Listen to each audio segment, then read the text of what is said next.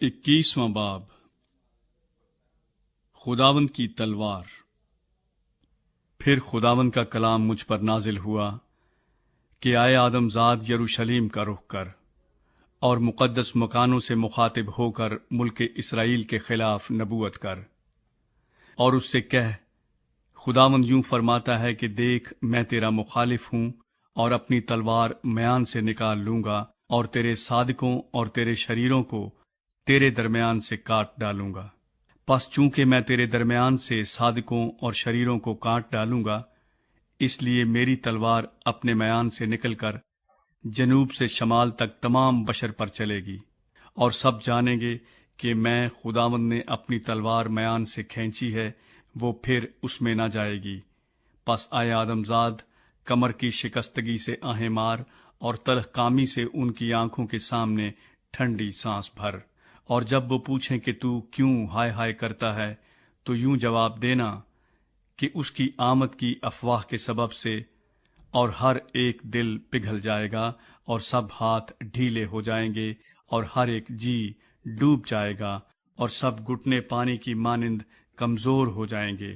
खुदावंद खुदा फरमाता है, उसकी आमद आमद है, ये वकू में आएगा। फिर खुदावंद का कलाम मुझ पर नाजिल हुआ कि आए आदमजाद, नबूवत कर और कह, खुदावंद यूं फरमाता है कि तू कह, तलवार बल्कि तेज और सैकल की हुई तलवार है। वो तेज की गई है ताकि उससे बड़ी खूंरेजी की जाए, वो सैकल की गई है ताकि चमके। फिर क्या हम खुश हो सकते हैं? मेरे बेटे का असा हर लकड़ी को हकीर जानता है और उसने उसे सैकल करने को दिया है ताकि हाथ में ली जाए। वो तेज और सैकल की गई ताकि कत्ल करने वाले के हाथ में दी जाए। आए आदमजाद, तू रो और नाला कर, क्योंकि वो मेरे लोगों पर चलेगी, वो इसराइल के सब उमरा पर होगी। वो मेरे लोगों समेत तलवार के हवाले किए गए हैं, इसलिए तू अपनी रान पर हाथ मार। यकीनन वो आजमाई गई, और अगर असा उसे हकीर जाने तो क्या वो नाबूद होगा? खुदावंद खुदा फरमाता है। और आए आदमजाद, तू नबूवत कर और ताली बजा और तलवार दो चंद बल्कि सेह चंद हो जाए। वो तलवार जो मकतूलों पर कारगर हुई बड़ी खूंरेजी की तलवार है जो उनको घेरती है। मैंने ये तलवार उनके सब फाटकों के खिलाफ कायम की है, ताकि उनके दिल पिघल जाएं और उनके गिरने के सामान ज्यादा हों। हाय बरके तेग, ये कत्ल करने को खींच गई। तैयार हो, दहनी तरफ जा, आमादा हो, बाएं तरफ जा जिधर तेरा रुख हो। और मैं भी ताली बजाऊंगा और अपने कहर को ठंडा करूंगा।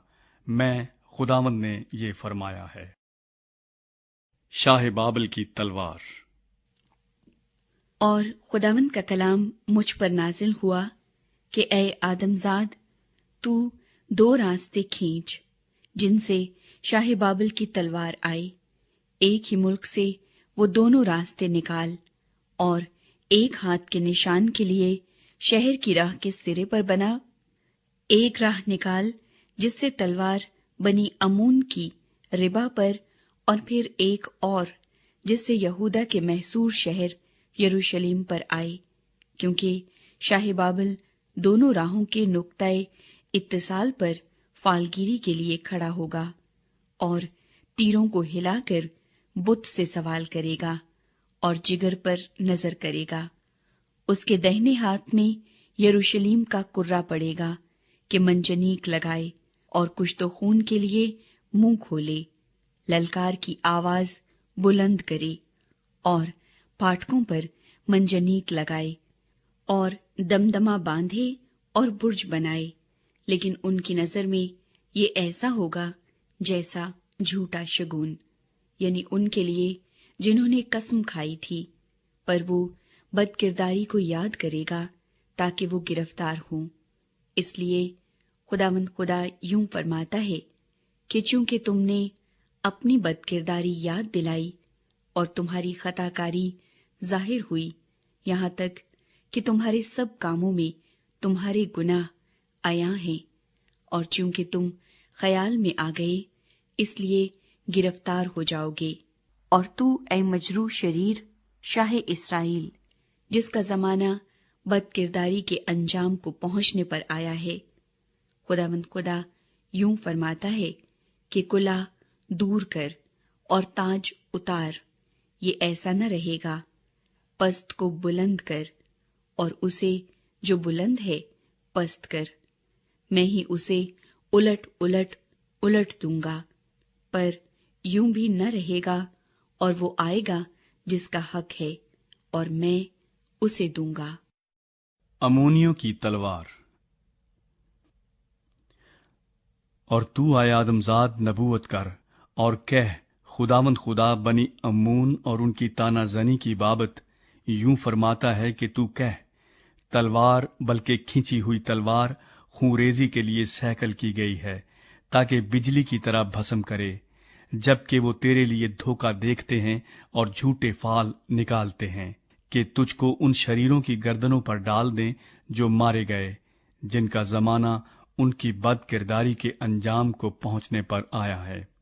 اس کو میان میں کر، میں تیری پیدائش کے مکان میں اور تیری ذات بوم میں تیری عدالت کروں گا، اور میں اپنا قہر تجھ پر نازل کروں گا اور اپنے غضب کی آگ تجھ پر بھڑکاؤں گا، اور تجھ کو حیوان خصلت آدمیوں کے حوالے کروں گا جو برباد کرنے میں ماہر ہیں۔ تو آگ کے لیے ایندھن ہوگا اور تیرا خون ملک میں بہے گا، اور پھر تیرا ذکر بھی نہ کیا جائے گا، کیونکہ میں خداوند نے فرمایا ہے۔